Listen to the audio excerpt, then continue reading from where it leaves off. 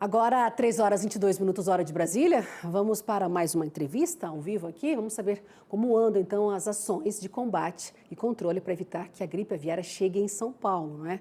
Vou começar agora com o Paulo Blandino, que é médico veterinário e diretor técnico de serviços do Programa Estadual de Sanidade Avícola, não é, da Secretaria de Agricultura de São Paulo. Bem-vindo, boa tarde. Obrigado, boa tarde. É um prazer estar aqui com vocês. Prazer é todo nosso. Vamos lá, então, os procedimentos que estão sendo adotados, então, para evitar que a doença chegue em granjas comerciais. Aí em São Paulo a gente vê todo esse trabalho dando continuidade em outros estados. São Paulo também tem a sua participação, não é? Sim, perfeito. Só enfatizando que esse trabalho da Defesa Agropecuária de São Paulo não iniciou agora com foco do Rio Grande do Sul, pelo contrário. Desde que a defesa existe no estado, nós trabalhamos na prevenção, não só da influenza aviária, como de Newcastle. Ocorre que quando ocorrem esses focos, nós nos acercamos de outras medidas, como rastreio de trânsito, etc., e reforço nas medidas de biosseguridade. Também aqui no estado trabalhamos em interação com outros órgãos, como Secretaria do Meio Ambiente, projetos de monitoramento de praia, mais especificamente para a gente estar visualizando e vendo as ocorrências em aves silvestres. Pois é, né, Paulo? O Estado ele tem o seu programa aí, né? E nesse caso, a fiscalização ela sempre está ocorrendo em granjas também. E agora, com esse foco lá no Rio Grande do Sul, vocês estão avançando também nas divisas aí do Estado? Olha, já existe uma proposta de trabalho que está para ser definida nos próximos dias, principalmente na região de fronteira com o Paraná. Estamos esperando um acerto aí da nossa coordenação, com a coordenação do Paraná. E outras ações também, né? Principalmente, nós temos uma faixa litorânea muito grande, a gente tem que estar de olho nisso aí, que se espera que venha pelo Rio Grande do Sul, mas nós sabemos que não é bem assim, não existe regra para ave migratória, então nós estamos de olho no litoral, em outros pontos do estado que ocorrem aves migratórias também, nós temos que estar com a vigilância atenta. Pois é, não existe uma regra aí, né, para essa transição, né, dessas aves silvestres, elas estão migrando, né, tem meses que elas vêm mais, enfim.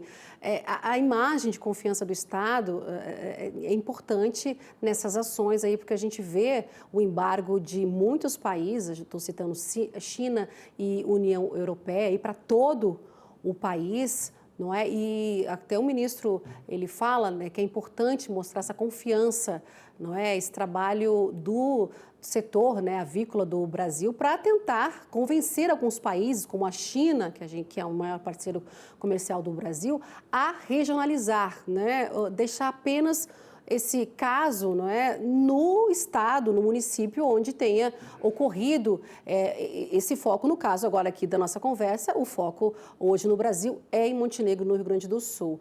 Você acredita que a regionalização para a China, que ela vai ceder e pode avançar nessas tratativas de protocolos com o Brasil?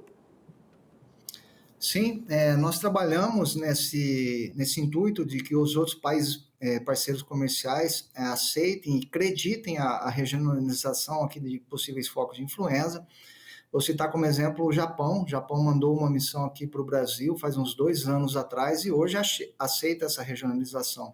Nós recebemos várias missões internacionais durante o ano. Esse ano recebemos a Argentina e vários outros países, e sempre focados nesse tópico, né, da regionalização, da compartimentação para possíveis focos de influenza. E eu entendo, sim, que é um interesse também da parte da China, na mercadoria que nós temos para oferecer. Ela reconhece as dimensões continentais do nosso país, né, e entende que é possível, sim, regionalizar sem ter comprometimento de outras áreas com a influenza aviária. Agora, Paulo, São Paulo, né? Importa material genético, avícola, ovos férteis, pintinhos aí? Fala pra gente como é que é essa produção. Sim, aqui no estado de São Paulo nós temos as maiores casas genéticas que existem no Brasil, né? Não só importamos, mas exportamos também bastante material genético. Só que todas essas empresas que nós fiscalizamos, estamos lá constantemente fazendo fiscalização, comprovação de manutenção de medidas de biosseguridade, elas trabalham num patamar muito alto de controle de biosseguridade, tanto na entrada quanto na saída de produto. Então, é uma garantia que nós temos no produto que entra e no produto que sai, né? Isso aí é uma certeza, passam por exames, procedimentos de desinfecção e por aí vai, etc. Uhum. Agora, ô Paulo, a gente está vendo sempre esse cronograma, né, do Ministério da Agricultura informando, né, nesses procedimentos das granjas, né, dos estados que colocam lá, olha, a gente tem um caso suspeito, a partir daí o material é coletado, vai para análise lá em Campinas, né, no laboratório do MAPA. Enfim, São Paulo já teve alguns casos suspeitos aí que foram descartados ao longo deste ano, porque a gente vê que é uma prática assim, não falo normal, mas é uma coisa meio que corriqueira, você ter essa suspeita, vai para análise, enfim. Vocês tiveram aí no estado, neste ano, né, quantos em relação a casos suspeitos? Vou citar 2 pontos importantes aqui. O primeiro, quando ocorre um foco, aumenta-se a sensibilização da população, do público em geral. Com isso, nós recebemos mais números de possíveis notificações. Nós vimos isso em 2023, né? Na época ocorreram aqueles vários focos no Brasil todo, em vários estados do Brasil, principalmente de ave silvestre. Eu recebia mais de 10 ligações de notificações, porque naquele momento a população muito sensibilizada, qualquer ave que caía já era influenza. Então nós temos que trabalhar nesse sentido de educação sanitária, da pessoa saber o que notifica, como notifica, e o que procede e o que não procede, né? E o ato da investigação, da fiscalização nossa, que é o segundo ponto, ele é normal, é um procedimento padrão nosso. Só que eu vou citar um exemplo, se cai a força numa granja de frango de corte e morre as aves lá por causa de estresse térmico, muito calor, nós investigamos também para descartar que ali não houve sintomatologia para influenza. Então, toda semana nós trabalhamos, toda semana esses números que você citou aí do painel do Ministério da Agricultura estão flutuando, aumentando e voltando. Isso é muito importante, contribui para que nós tenhamos sempre esse exercício da fiscalização, da vigilância, o exercício da coleta de amostras, e o próprio laboratório está exercitando, fazendo esse trabalho aí, né? Isso aí, para atendimento de um foco, é primordial. Pois é, fiscalização, vigilância, blindar os plantéis comerciais do Brasil. A gente viu ações muito rápidas acontecendo em Montenegro, não é?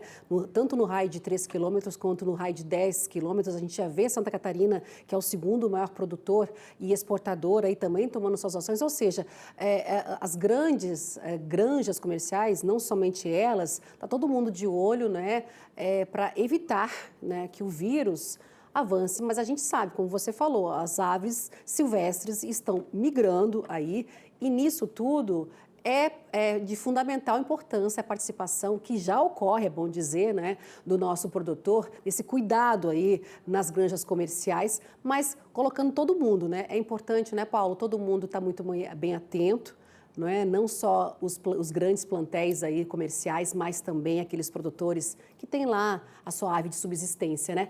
Vamos lá, dica final aí de você aqui no nosso jornal, salientando, né, a importância dessa fiscalização, nessa blindagem aí, e para a população, não é, ficar de olho também e saber que o consumo, né, tanto da carne da ave aí não faz mal também, nem o consumo de ovos. Então, um conceito antigo que você apontou aí, que no combate à influenza aviária ou própria doença de Newcastle, ela é compartilhada, ou seja, não é só nosso da Secretaria da Agricultura, mas também é do produtor, do setor privado, da Secretaria do Meio Ambiente, da Secretaria de Saúde, da Defesa Civil e por aí vai. Todos juntos têm que estar numa rede com a mesma informação e com o mesmo foco, né? Com relação aos produtos que nós trabalhamos, que nós oferecemos para o mercado nacional e internacional, eles são certificados, né? Nós fazemos toda uma certificação diária aí de nossas granjas, de nossos produtos, não só visando a influenza, mas, por exemplo, um patógeno que nos acomete muito, que é uma salmonela, né? Nós oferecemos um produto com garantias para o consumo direto e imediato aí da população, sem riscos, né? Então, pode ficar tranquilo, não existe problema aqui no estado de São Paulo, vou falar pelo estado, mas é o restante do Brasil também, no consumo de carne de frango, no consumo de ovos. A granja em questão, que foi foco lá no Rio Grande do Sul, ela não produzia ovos para consumo, ela produzia ovos férteis, né, os ditos ovos galados, que servem para a produção de pintinhos, etc. E todos, como você falou, têm que estar em atenção, não só do grande produtor, o pequeno, aquele que tem aquele sítio com poucas aves lá, qualquer ocorrência de mortalidade ou de aparecimento de sintomatologia neurológica, que entre em contato com nós do serviço oficial para podermos estar fazendo um atendimento.